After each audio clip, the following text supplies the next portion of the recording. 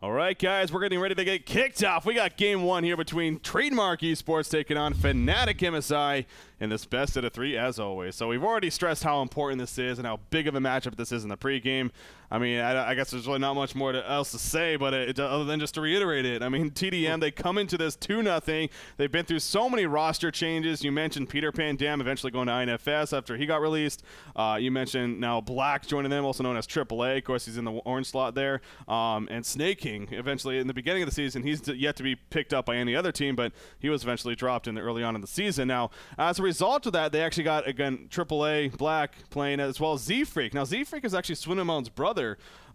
He doesn't have the most history on the competitive scene. However, he has played for, besides Swindamone's, of course, before in some competitive tournament matches, and definitely has some history. You know, he's more of playing the support role. Don't expect him to play a carry by any means or anything like that. But with that said, you know, there is at least a little bit of that synergy there. So although he's not a starter by any means, they at least still got that to work with. So yeah, and you know, he does play.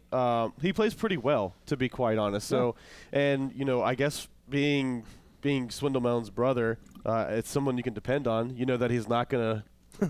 Well, you would hope that he's not gonna like leave the team high and dry. Maybe. But yeah, so we'll see what they have to offer here.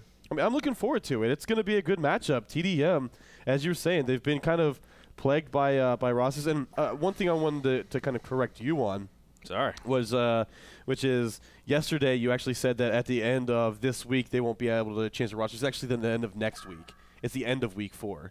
End of week 4, yes, you're right. This is week 3. Apologize. So at the end of week 4, they won't be able to change their rosters anymore. So, you know, this is kind of but they are coming down to it. This is crunch time. And, you know, people need to make sure that they have the people on the rosters that they want to have on there. It's a 7-man limit. Yep. So, you know, you have to make sure that those are the guys that you can depend on that are going to play with you and for you. Yeah. You know, for at least the next 4 weeks, and then if you make it to the finals, you know, at the live event there. So it's really important that these guys work together and make sure that this is the team that they want to have set, because, I mean, obviously they have been meeting with success. Yeah. So what's, you know, if it's not broke, don't fix it. Yeah.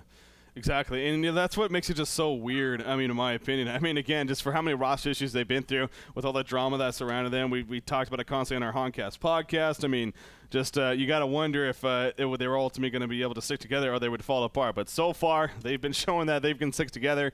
And, you know, to an extent, in my opinion at least, that does go to show Swindamone's and perhaps the leadership that he does have for a team like this, for keeping it together despite all this drama, you know, keeping the cool heads and just focusing on their game, not worrying about what others think about them. So now FnaticMSI, of course, they're FnaticMSI. I mean, really, the reason why we're talking so much about TDM is because obviously they got a lot going on lately. MSI, though, they're the usual 5-man roster. Now, I will say, it wasn't until recently. Now, Fly, he was going through an issue where he, of course, he is from Israel, so he was has to deal with the Israeli army. I don't know exactly what the status is there. I believe he's kind of going in and out, so he's still able to play, obviously, but he hasn't been able to be as active as he was in the past. And MSI definitely used to be a pretty active team, you know, in practicing and skirmishing. That has died down a little bit coming into this NASL event, and even a couple months ago, there was a point where they were just completely inactive, which was definitely scary for the competitive scene. But, you know, they eventually came back, of course, to compete for this event, especially, as well as the DreamHack Winter event that's coming up.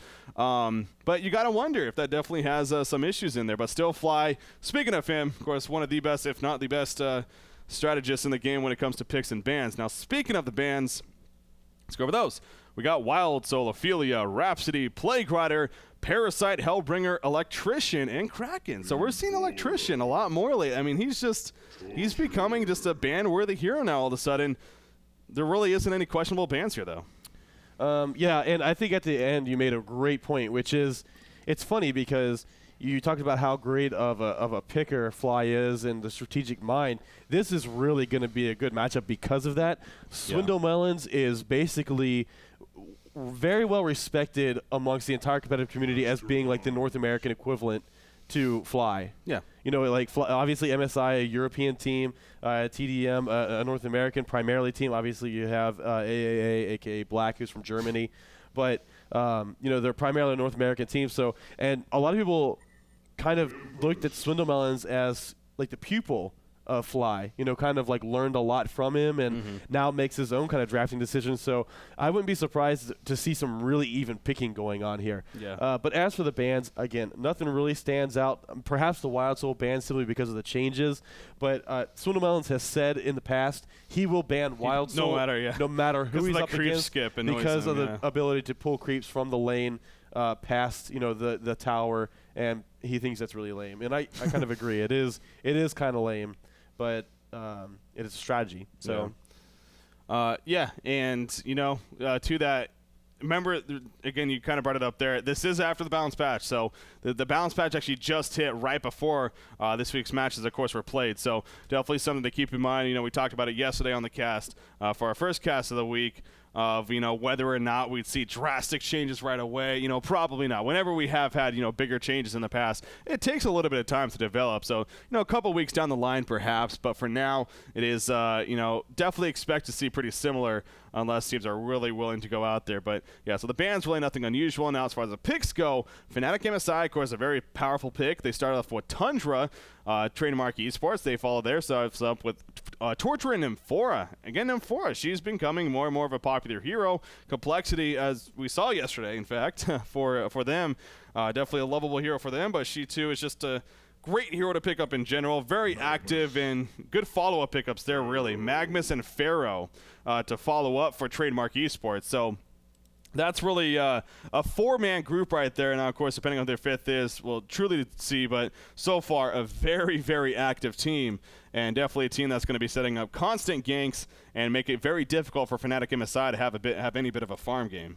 Well, we actually saw a little Amphora play last week where I believe they also had Torture on the team. I mean, you remember they were like basically porting right outside the back. Yes. And just backdooring nonstop. And I couldn't remember if that was TDM or not. I think it was TDM versus Reason. I thought it was that game, but I might be mistaken. I can't, to be honest. I just can't remember. So, but yeah, it's definitely those two heroes can be really frustrating because of the fact that they can do that if they choose to do so. So we'll see what happens. The picking is now finished for FnaticMSI, so we're looking at Tempest, Accursed, Slither, Master of Arms, and Tundra. So again, we're seeing Master of Arms once again being played by No Tail. A lot of people were really looking forward to seeing Master of Arms in the NASL simply because a lot of people really think that the hero's overpowered, and so it's like, oh, we can't wait to see people like No Tail really whoop on people with Master of Arms. So he's had solid success, but I wouldn't say overpowered by any means. I mean, we've definitely seen some games where he's won. We've seen some games where he's lost. Yeah. I mean, that's just how it is. But overall, we always say this, it's a very MSI-like team. It's a very MSI-ish team. They have Accursed. They've got Slither. The Tundra perhaps is the only pick that really is not consistently like an MSI pick. But it's Tundra. There's not a whole lot of lineups that he doesn't fit very well into. Yeah. So again, you said it right. Really, nothing to really follow it up with. FnaticMSI, very, very powerful lineup over there, and definitely expecting some big things out of them. With that said, now TDM, they're the ones that definitely has the fun pick to talk about at the very end right there. They finish things off with Sandwraith. Now, as I just mentioned, this is right after the balance patch, and Sandwraith was one of the heroes that actually got some pretty solid buffs. I'm trying to actually think back right now exactly where. So I believe it was a mana cost reduction, I want to say, on his Desert's Curse ability, as well as his ultimate. There's something to his ultimate. I'm actually blanking. I'm not exactly sure what it was. Actually, Phil is gonna look that up for me. Again, there's so many changes that happen, so it's hard to exactly remember each and every one. Mirage duration from 5.67 to 4.55 seconds. So it lasts less, but the cooldown's reduced. Yeah, but the cooldown was reduced from 120 to 120, 180 at level 3. Yeah. Desert's Curse mana cost from 130, 140, 150, 160 to a solid 120. So 120 the entire way. So a huge mana buff for Sandwraith, and Desert's Curse move speed slow from 5, 9, 14 to 18% to 8, 12, 16, 20%. So a slight buff as far as they made the Desert's Curse pretty damn a lot more powerful, I should say, as well as a lot more spammable. A lot more spammable, exactly, yeah. And of course the ultimate, the Mirage as it's called, able to use it more frequently later on in the game is of course where Sandwraith ultimately shines. And on top of that, as we talk about, melee heroes in general, 0.25 to 1.25 health regeneration. And, of course, Sandwraith, by all means, a hero that will look to take great effect of that. So, yeah, very, very I like it. And, you know, again, we were wondering how long it was going to take to see newer picks or different playstyles as a result of the recent balance patch. Well, here we go. Pretty much right away, at least for TradeMark eSports, they go with Sandwraith, the hero that has not been seen for a long, long time. Until now, apparently, maybe these changes are enough to start bringing it back. At least TradeMark eSports thinks so. Tralfa Medora, of course, playing him, definitely a carry player for this TDM team, and it's going to be babysat by Z-Freak. So anyways, as far as the lanes go, they are running a 2-2-1. No shocker there whenever you're going up against a jungle with the 5-man lineup. Obviously, 2-2-1, very, very powerful now. With this meta game here. Pharaoh's left up top alone, but he is going 1 versus 1, at least initially, versus this Master of Arms here, at least, as they actually sent their dual lane bottom. So it's actually Slither and Accursed, our bottom lane for FnaticMSI. I want to try to harass that Sandwraith and not let him get free farm, because Sandwraith, again, really what it comes down to, and I'm guessing it's going to be the same, even though this is kind of different meta game, and we haven't seen him in a while, but Helm in the Black Legion into Mocker Brilliance. He gets those 2 items.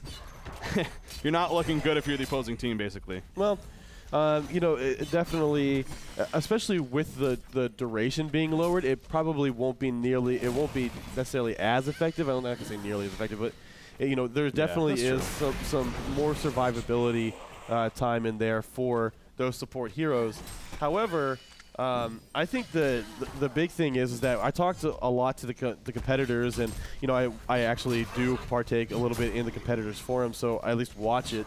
And when this change was brought up, there were a lot of fears, well, not necessarily fears, but a lot of suggestions that eventually this game would return to kind of the Sandwraith metagame.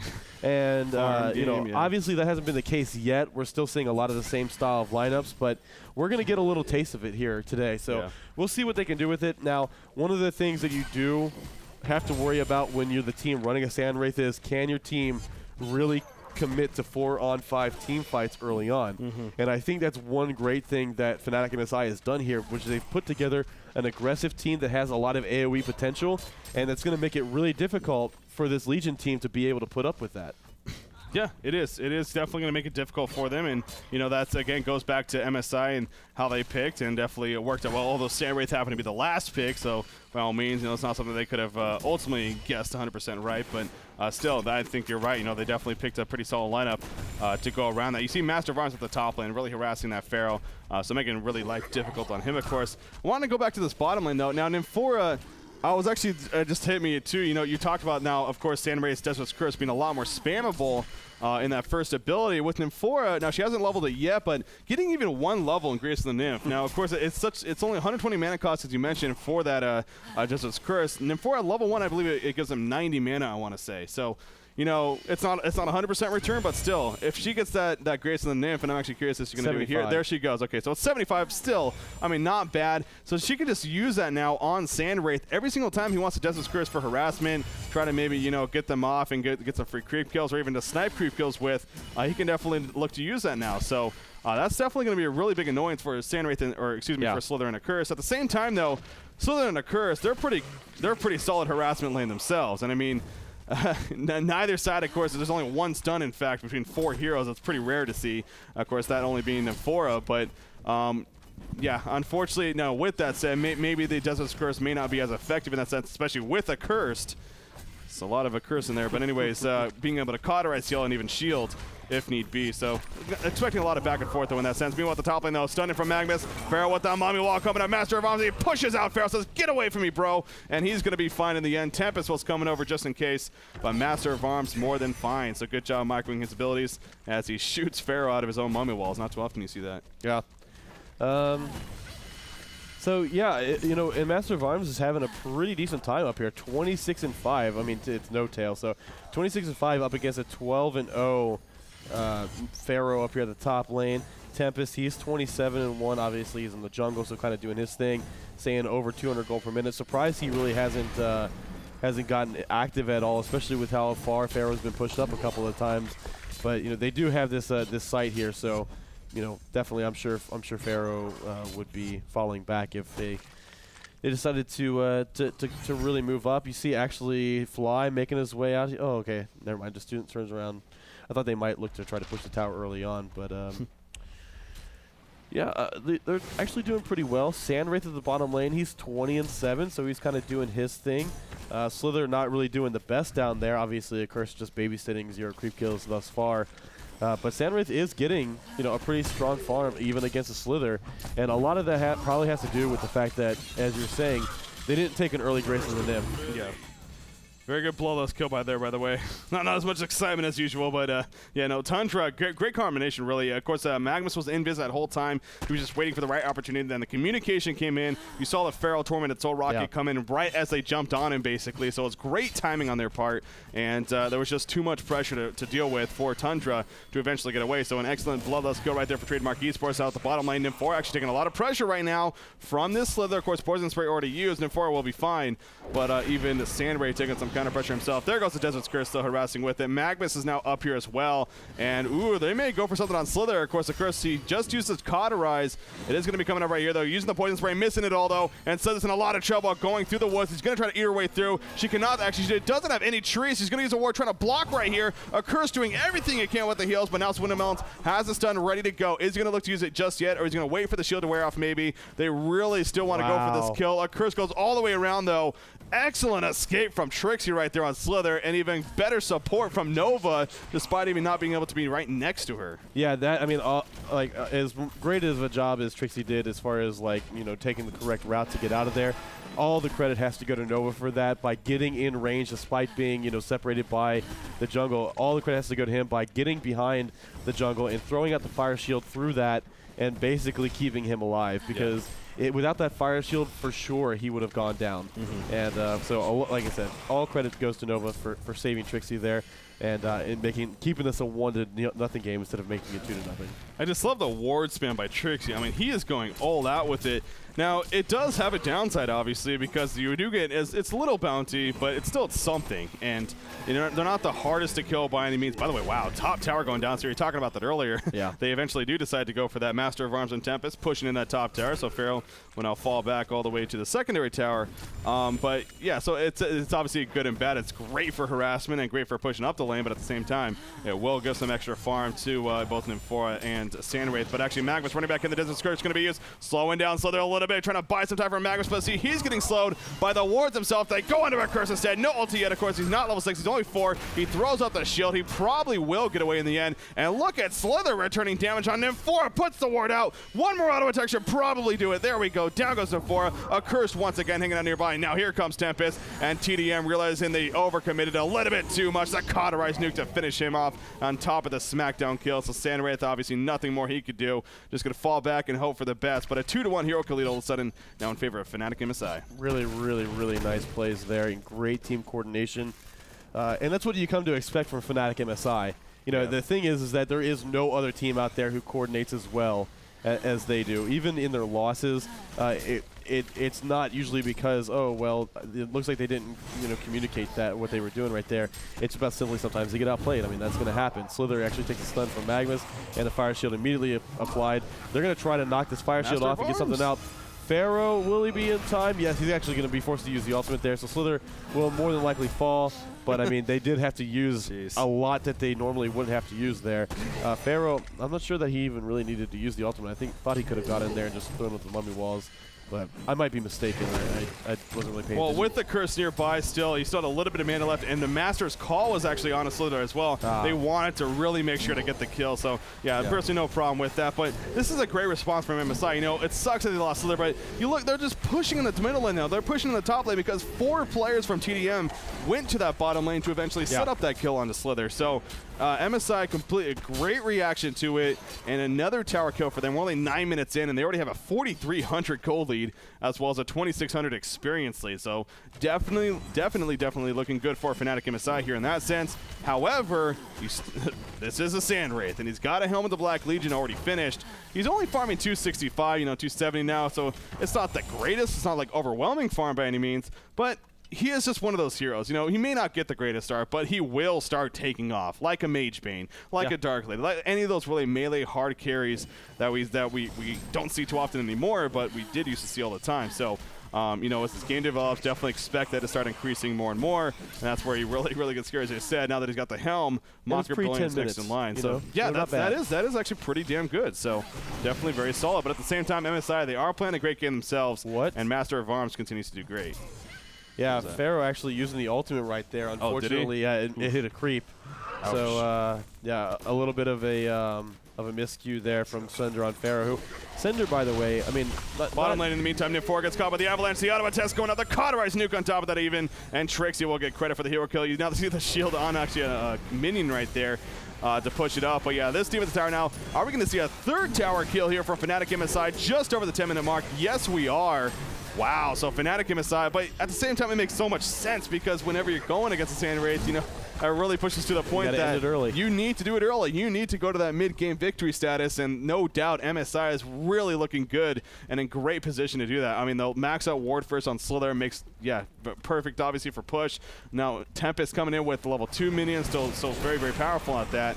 And they're going to continue to push, actually. So Sand Wraith is here, but we'll see if he gets enough support to actually throw out a total defense. Because Sand Wraith, he's got the Helm of the Black Legion, but definitely could get still locked down. I mean, Avalanche is not actually up yet by Tundra. He's going to kind of scare him a little bit. But yeah, they're going to commit to another tower push now here, including with even the Tundra minions. So it's dropping below half-life, dropping really quickly. TDM showing no sign of really true defense. Do they even have a vulnerability? No, they do not. So this tower will drop right here. And back-to-back tower kills, 4 tower kills to nothing in favor of MSI, thus resulting in a 7,200 gold lead. Yeah, and I was going to talk about earlier, you know, Sender, not the player that we're typically accustomed to seeing play Pharaoh on this TDM team. You know, a lot of times you'll see Swindle Melons play it, arguably one of, if not the best Pharaoh players in the entire game. Yeah. But at the same time, we have seen Sender play, and he's done a pretty good job of it as well. So, you know, it's nothing too crazy, but definitely a missed opportunity at the top lane. And then, yeah, going back to the bottom lane, just that's what you've come to expect from FnaticMSI, though, which is they take your attention in one lane, and then as soon as you look back, you know, Trixie is like pushing in your second-tier tower. Yeah. And in this case, it's like the entire FnaticMSI team is pushing in the second-tier tower. Meanwhile, Master of Arms is doing his thing. He's over 400 gold per minute right now. I mean, you take a look at the stats right now.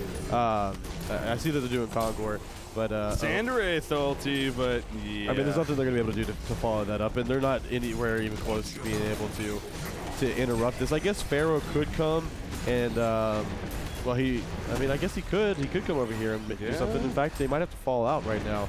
If they are. Or fall back, yeah. So they are going to be falling back.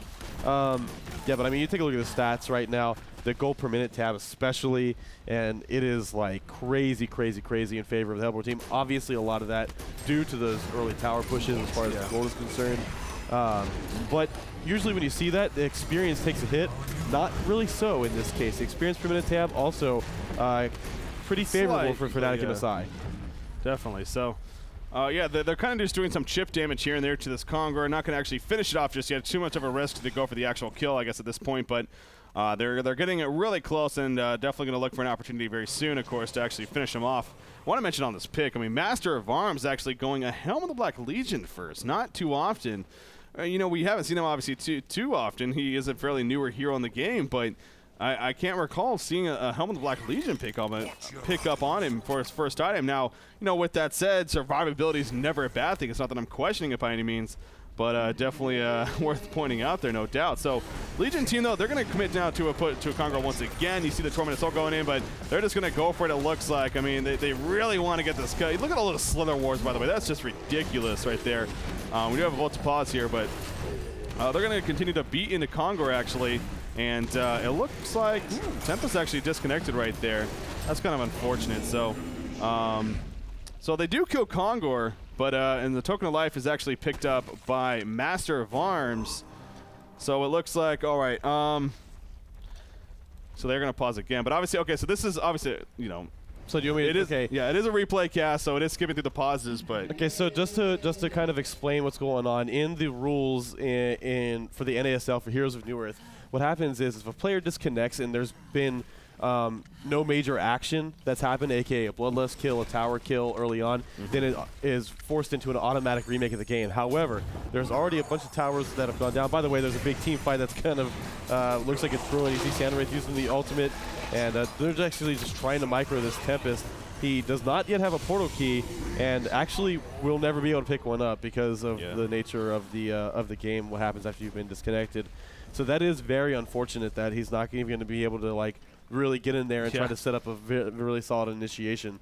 But okay, so what happens is there's obviously been some tower kills, obviously already been some hero kills, so they can't actually ask for a remake.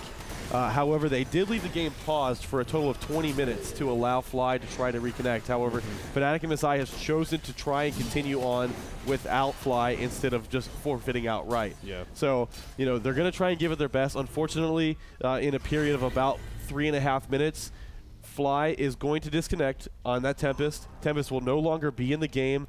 Those items, however, will be able to be used. They will be able to be used by the players. Kind of look at a positive So it's kind of a positive. Also, the passive gold gain goes up when there's only 4 heroes in the game. People can make an argument about how there's more lanes to farm and more farm out there for the heroes. But regardless, in a 5 versus 4 situation, the team with 5 is always going to have an advantage. It sucks. Yeah, it does suck. But as you definitely so well explained there, I mean, ultimately, there are rules, and obviously FnaticMSI.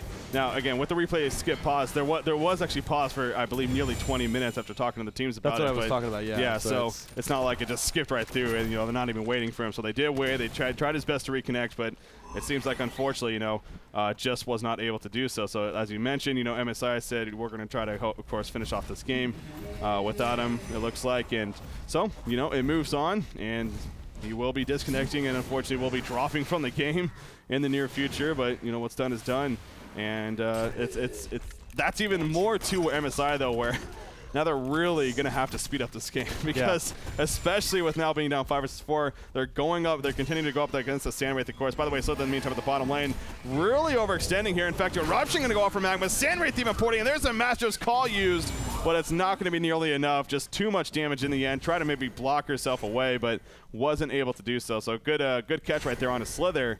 And now the Legion team will kind of fall back, reset, and actually Sandwraith will continue to farm down here, being played by Tralfamador, of course. So, by the way, I mean, his farm, okay, he has around 700 gold saved up. But, yeah, he's gone up to around 306 GPM now. So he has been slowly but surely starting to come back. But, yeah, it sucks for MSI, but they definitely need to start making even more advancement in the near future here. I mean, yeah, they do still have a good team, but the lack of that Tempest ultimate especially, is going to be a huge factor. And on top of that, I mean, I guess you could say, oh, well, the other team has Pharaoh, so it's not that big of a deal. You can just interrupt it. It's still a huge factor. Oh, not having Tempest in the game is a huge factor. The push potential, the stun, the push, the ultimate. I mean, it's a lot more than just the ultimate. And not to mention, he was one of the top farmers in the game for FnaticMSI. He was doing a great job of moving around. He's only been involved in 2 hero kills, but he's got no deaths.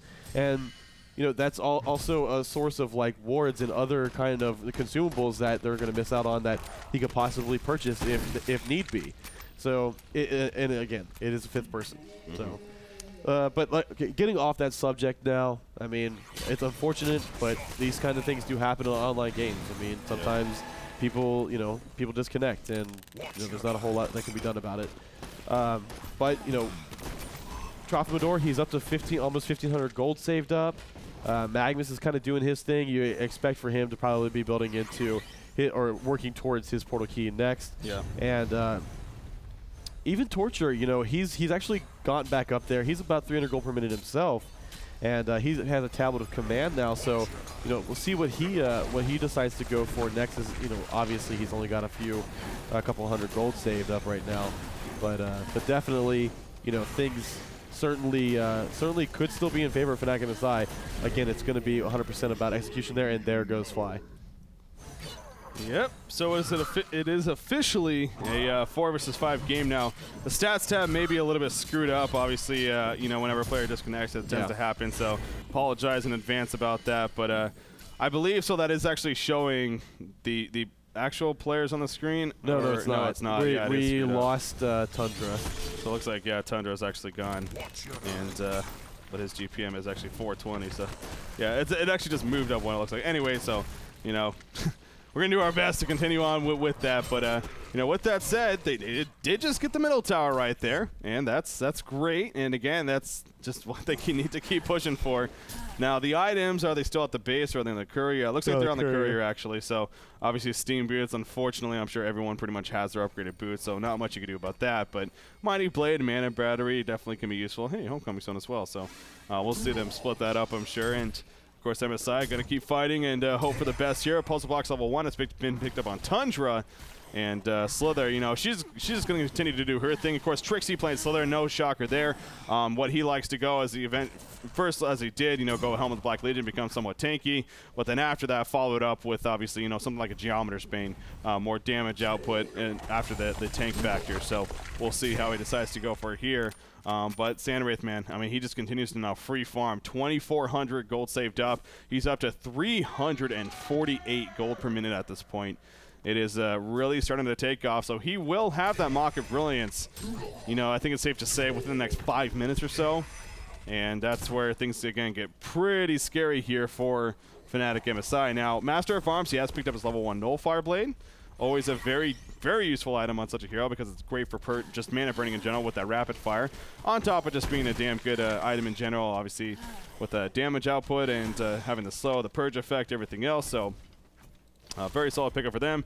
And it looks like now MSI, they're actually going to group up top here and try to make a push up here now. Of course, Pharaoh's here. Look at the tower, by the way. Wow, it's actually 41 lives, so they're trying to bait it. Oh, he's coming in, and they're going to get it. Oh, my God. Why did you wait so long? Arrow man down. He tried to bait it in or something. I don't know what, but was late on denying it. So another tower kill for FnaticMSI, which definitely should have been denied. Yeah, I mean, they're gold lead now. 11,000 gold lead here for Fnatic, but it does go back to Sandwraith ultimately for the Legion team. That's really the biggest factor, not necessarily the team gold, as he is actually getting really close now to sort of the high. So they got all the outer towers taken care of. That's great. The base, obviously, the tough ones, though, and you got to wonder if MSI has enough at this point yet to push into the actual base. I think another Kongor kill may be something that they're going to wait for, but by the time Kongor comes up at this point, it's very likely Sandwraith will have that Mock of Brilliance. Yeah. But speaking of Sandwraith, he is now getting a little bit captured here. Of course, he's going to Mirage right there. He's going to port, I'm guessing, to way over here. Yes, he ports all the way over to Slither, and he just runs away. So that's just one of the many annoyances of dealing with the Sandwraith right there. One of the many annoyances. So, yeah, but I mean, MSI, I don't know. It does suck, and it's going to be... It's really, really going to be frustrating for them because there's just not a whole lot they'll be able to do. I mean, I guess they can attempt to push here. They still have all 6 of their towers up, but it's, you know, like, again, I don't think they have what it takes to push into the base right now. They don't nearly have enough damage to do much of anything to the towers. They don't have a whole lot of... I guess they do actually have some sight that's kind of offensive. So, but they really need to try to pick a hero off and not lose anybody, and then force like a 4-on-4 team fight. That's that's really the best option right now. Yeah, and again, their backs are against the wall at this point because of the situation, but definitely not a team to just harp on that. You know, your life moves on, and you're gonna keep giving it your best, of course. So Puzzle Box still remains to be level 1 actually on Tundra. I thought he actually upgraded it, but I guess not. You know, Nullfire though level 2 has been finished on Master, so. He's got 1,500 gold saved up already again, so his farm, I mean, he continues to be great at 357 at this point. Tundra, so that GPM must be bugged. There's no way Tundra's at 427 GPM. No. I was going to say, no. That definitely is not the case. So, but yeah, in fact, that might be Master's GPM. That might be Master's GPM. That's probably what it is, actually. I think it is. 433. Yeah, I think it is because sense. I mean, if you click on, if you go right up to the portrait on for like a curse, it still says fly. You know what I mean? So it's 434 GPM on Mr. Master. So there we go. All right, so yeah, trying to get more of an idea of how this stats are actually working now with the player actually dropping. Not too often, thankfully, that we have to deal with that. Yeah. In fact, of course, the first and hopefully the only time of the season, but. You know, as we said earlier, it happens. But so Sword of the High now picked up on Sandwraith, and now he just needs a pattern of 1350 as another 500 gold saved up from in the middle lane. So Kongor's back up. That's what we're talking about. But obviously MSI, they're thinking about it, but now they want to try to take advantage of Sandwraith being in the middle. But again, the Mirage with the reduced cooldown, it's already back up. Actually, it's only 100 seconds right now. Yeah, 100 seconds, and at level 16, it'll be only 80 seconds. So makes it even that much more annoying to not only kill him, but in those team fights. So MSI, they are going to try to group up into Congo once again. Now, if you're TDM, they don't have any vision around here, so MSI, this is actually maybe pretty good. Pretty good spot for them. And, of course, going to try to tank it with the puzzle box minions, level 1, but still enough to tank them, as well as everyone else. But there goes the Tormented Soul. And, of course, TDM has every clue right now what's going on. So will MSI remain here? It looks like they are for now, actually. They're pretty committed. I mean, they know how important this is. They really can't push without a token of life at this point. It just can't happen. Samwraith, though. Samwraith, though, going to port it in. Nymphora porting it as well. And this could get ugly in favor of TDM. There goes the center for Magnus. Kongor is just about dead. He will fall. Who's going to pick it up? Somebody picked it up. I can't even tell who. It looks like the Legion team got it. Nymphora got it. Oh, that sucks. So she'll resurrect. She's going to die shortly after, but that's really unfortunate for MSI. However, Magnus also falls, and everyone is still alive on FnaticMSI, so in that sense, it's pretty good. I guess Samwraith never actually ported in. He just ultied. He never actually went in, though, so a little bit surprising in that sense, but it's just great. They want to get the Mocker Brilliance farmed up, and Nymphora, you know, did her job. She died, obviously, but she got the token. That's ultimately what matters. Yeah, well, he has the money to finish the Mocker Brilliance right now, and I would be really, there it goes right there. So purchasing the pattern, it's on its way. And you know, you're right. It's not the worst thing that happened right there because they all survived. But at the same time, it just prolongs the game to the point to where it's like, are we gonna wait for the? Are they gonna wait for the next Congo kill? They really actually have to if they want to do anything. Again, yeah. But you know, like, where do they look to farm? And what does TDM start doing? I mean, if you're me, if I'm TDM, I start looking to really pick these players off. You know what I mean? I start pushing lanes because I know I've got an advantage. I know it's 5 versus 4. Take your advantage. Exactly. It's not their fault that he disconnected. Yeah, so. I'm going to push. I'm going to start pushing these towers. I want to get the gold back into my favor and, you know, deny you guys farm. I'm getting some wards up. I'm getting some side up. And anytime you go out of your base, you're getting ganked. They got Pharaoh. They got Nymphora. They got Torture. And Magnus is going to have a portal key here very, very soon. There's no reason why they can't just continue pounding on the Hellborn players time and time again. Yeah. Well, nice Master's offensive call right there onto Tundra. The Acid Bomb going to miss. In fact, Magnus going to stun out, and Magnus will be finding that. Now there's a return. Wrath of the Pharaoh coming in on Tundra. Tundra's dropping pretty quickly. Actually, not too quickly, but finally will fall. And that'll be a kill in favor, of course, of TDM right there. So now it's a 3 versus 5. FnaticMSI losing Tundra. That's big for them. Still their ultimate going to be used right there. Samwraith, he's actually at half-life. Look at the pounding and damage from Master of Arms. Samwraith is going to start ticking down nearly all the way, but of course that's non-lethal damage, so it'll tick down to 1, and he will survive in the end as he falls back to base. But I mean, MSI, this is it goes to show you how powerful their team really is. Yeah. And even with 4, what they can make happen. I mean, they got the kill right there. They did lose Tundra, but they got a kill out of it, and they actually nearly killed Sandwraith. But they're just going to have to fall back, like you mentioned. And it's just unfortunate from a spectator point of view because, you know, it definitely slows down the game a lot for where we're at. But another Kongor is probably something we're going to have to wait for at this point. And on top of that, remember, this will be the 3rd Kongor kill, actually. So it will drop bananas this time when it eventually does come back up. So I think a Curse is going to have to go carry build if they want to have any kind of opportunity in this game, to be honest. And I mean, that's, you know, we usually joke about, like, you know, oh, let's see the carry a Curse, but they really need him to go carry a Curse in this game if they want to win this. Yes, Master of Arms is getting a great farm, so there's getting a great farm. Tundra's actually getting a pretty solid farm himself. Despite that death right there, he actually has a level 3 puzzle box. Yeah. So he is doing what he needs to do, but you know, it's they're going to be relying on every single person on this this Hellborn team doing their part in team fights and putting out as much damage as possible. I mean, I would really like to see something like a Mocker Brilliance on a Curse. You know, he's a hero that stays in the team fight for a long time. By the way, Tundra perhaps in a little bit of trouble trying to escape. See Sandwraith, you know, using his illusions just to harass. But yeah, it's like I said, it's definitely. I don't know.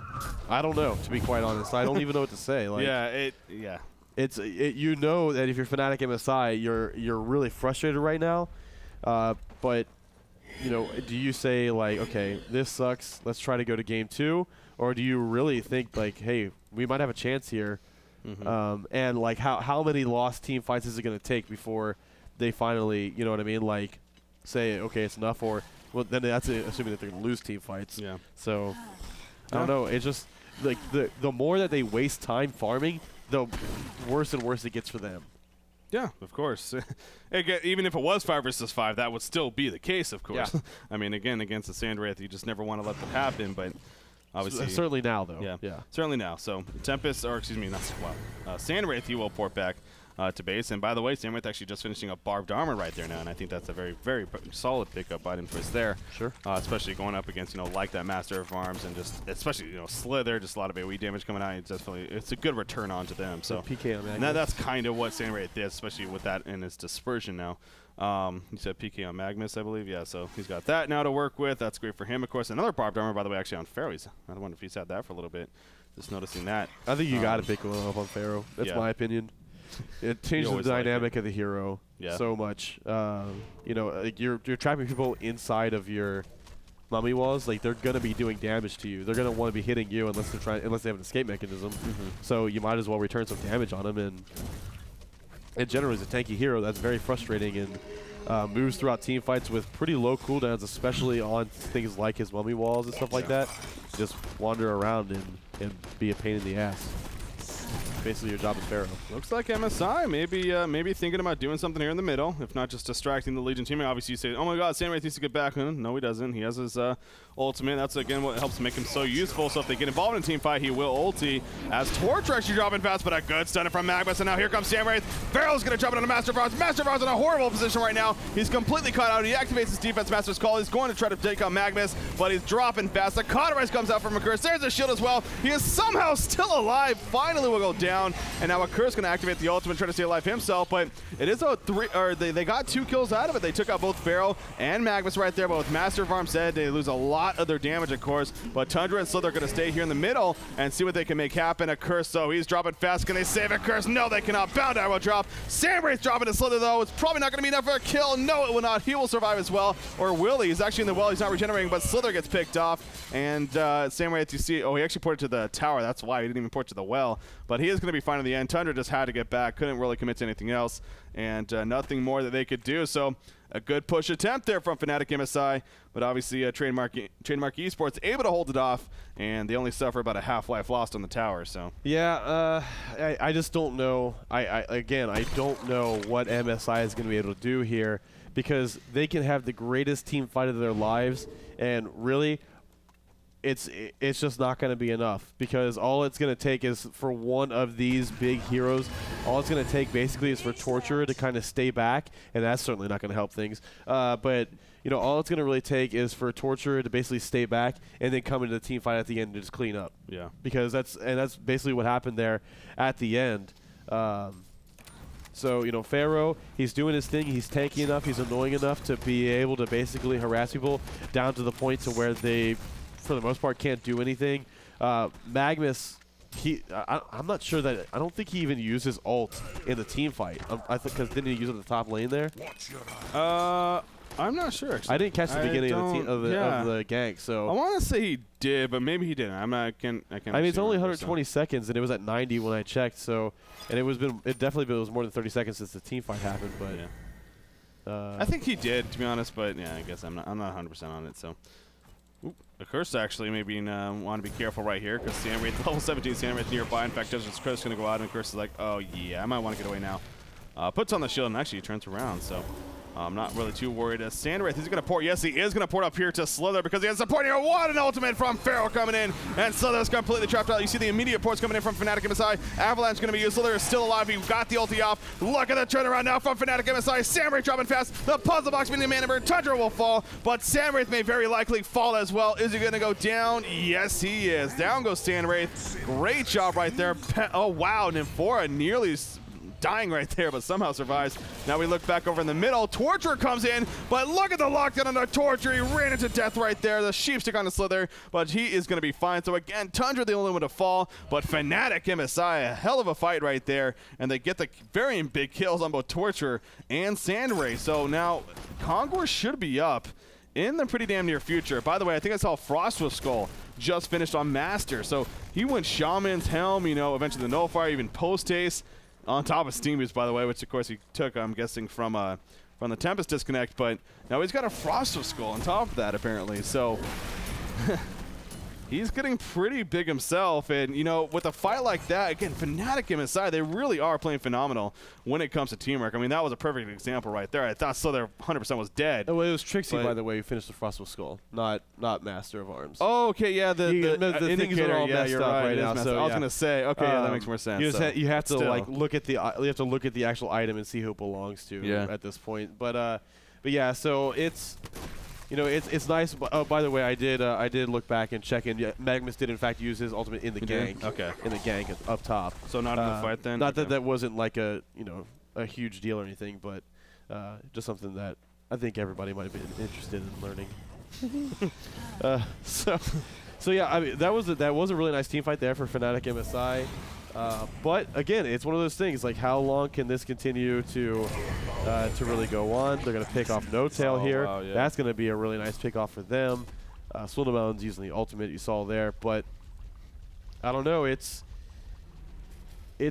feels to me like it's like you're watching an hourglass and the sand is just raining out of it very, very slowly, and it's as MSI's half of the hourglass is just running out of sand. That's the best way to put it right now. Now, I do want to reiterate, this is what makes this so tough, because you could definitely argue that obviously with Tempest, you know, maybe this game would be over, honestly, but at the same token, we've seen many Sandwraith games last forever. They outlast forever, and then finally they'll come back because it's Sandwraith, and they'll just come back. So I could definitely see why, and I really think MSI, they're playing phenomenal, and obviously losing Tempest definitely changed things, and perhaps the game would be over by now. Perhaps they would be in a much better spot. But at the same token, I want to be very clear that that isn't necessarily the case. It really is not, because Sandwraith definitely has that turnaround potential in terms of just outlasting eventually.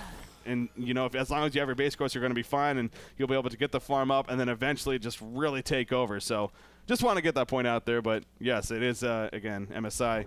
They are playing great, and you got to appreciate that, especially for the situation that is amongst them. By the way, Post-Haste is picked up by Nova right there on a curse, so he wants to be able to have mobility and be able to go all over the place, and for a very good reason, because you see the Sandwraith right now. He's going to try to actually make a move out of there. He ports out, he activates his barbed armor, and runs away. So again, that's Sandwraith for you. It's just so annoying because it just Mirage, and now that is level 3, remember, now with the bounce cooldown even. 80 seconds compared to 120, what it was before. Yeah. That's huge. Yeah, there's no reason not to use it for scouting purposes at this point.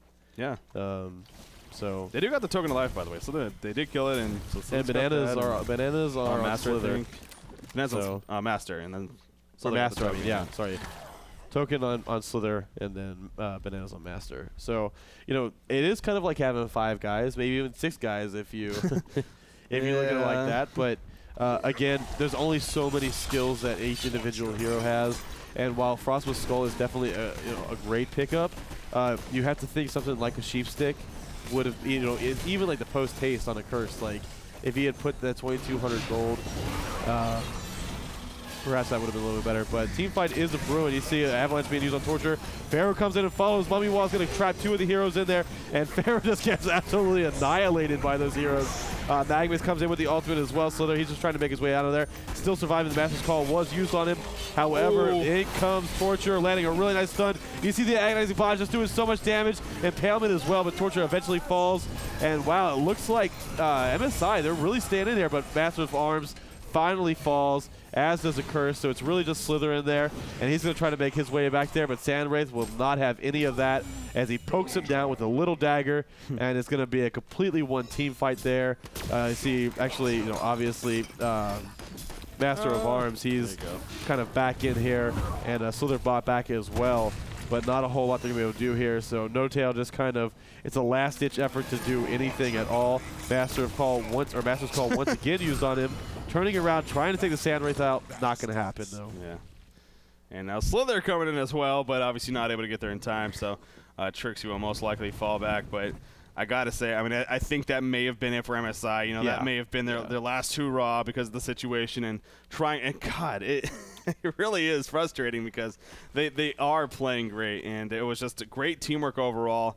You know, not to say that TDM's not playing great because they are too, of course. But again, when you pick up a lineup with a Sandwraith in it, that's what the ultimate goal is, to just outlast eventually to the late game and then have him take over. So. And you know, obviously they're getting more and more to that point now as we are coming up to the 40-minute mark, and they did end up saving this tower, and as long as they got the racks, that's ultimately what matters here. But did I just see that right? Swindelmon's, yeah, Swindelmon's picking up a Warp Cleft on Magnus, actually, so Demonic Breastplate I would have to be my guess with that eventually. Probably Charged Hammer. Yeah, Charged Hammer. There we go with the armor, actually. Oh, we just turned it? Oh, Soul's Bulwark. Okay, I was going to say. Okay, so yeah, it's got the Soul's Bulwark now. Then we'll go from there. But now you see even a Firebrand picked up on Sandwraith. He has another 2,000 gold already saved up, actually. He does have both buybacks still now. Nymphora Pharaoh and Torture actually all have to buy back. And actually, Torture's buyback was huge there because they burned him down quickly at the beginning of the last fight. But he bought back, and when he came in with his ulti activated, the Agonizing Bombs, as you said, I mean, it was just massive damage from him in that fight, along with Sandwraith up in the front lines too. So that's really what helped turn that fight around. As we see now, as far as MSI is concerned, now I believe, again, with it all screwed up, I'm not 100% sure. I want to say Master of Arms is down to 1 buyback and Slither's down to none, but I'm not 100% sure on that. So it's something like that, though. But yeah, you know, it looks like MSI, they are actually still going to hang in there. In fact, Sandwraith at the top side, trying to take out the tower, but he's going to look to get away. Bro, he's going to go to take it out. No, it gets denied, actually. Now Sandwraith will actually pour it down to Tundra, but he's right next to Master of Arms, and now Sandwraith in a lot of trouble, actually. There's the Purge to take off the barbed armor, and Sandwraith trying to get away, but he's just a little bit too beefy. He's going to get charged. Nice stun from Torture, actually an attempted stun. However, Tundra goes through. Master's on with the offensive Master's Call, wants to get a range. The stun's going to go out, but the Sheep take around Torture, and Master of Arms will get turned around on Tundra, now coming back in. Again, the barbed armor applied as Pharaoh comes in, and Tundra will fall as well. A double tap kill picked up by Tralfamador on that Sandwraith, as he'll kind of just laugh, I'm sure. Falling back to base just worked out very well for him in the end, despite how that started. And now the rest of the team will look to push while Sandwraith goes back to regen, and then will most likely join them as soon as that Mirage cooldown is off, which will be in about 30 seconds or so. So yeah, they're going to easily push in this middle lane. You got Slither and a Curse here to defend the best that they can, but the secondary tower is going to go down, of course. They only now have one left here at the bottom lane, and they're actually now working to the middle. So as you see that Soul's Bulwark, of course, coming into play as well in the towers, but at this point, at this point, Fnatic just needs to, they just need to go into game 2. And, you know, hopefully Fly has got his connection issues figured out, or the server issues, or whatever the problem was. Need to get that finished out. You know, Master of Arms, he can't buy back anymore. He's still down for 20 more seconds. A loss of a Rax here is just going to be completely, you know, almost impossible for them to come back from. Accursed, he's still staying alive. You see him utilizing the ultimate right there. Tundra throwing the piercing shards out, but I mean, to what? You know, to what purpose? It's really not doing anything. Sandwraith's images are really doing more damage at this point than any of the heroes on the Hellborn team. Yeah. Well, there we go. So, you know, I mean, you even see Trough. That's the thing. That's the ultimate thing about it. But anyways, FnaticMSI or TDM, they'll take game 1 and they're up 1-0.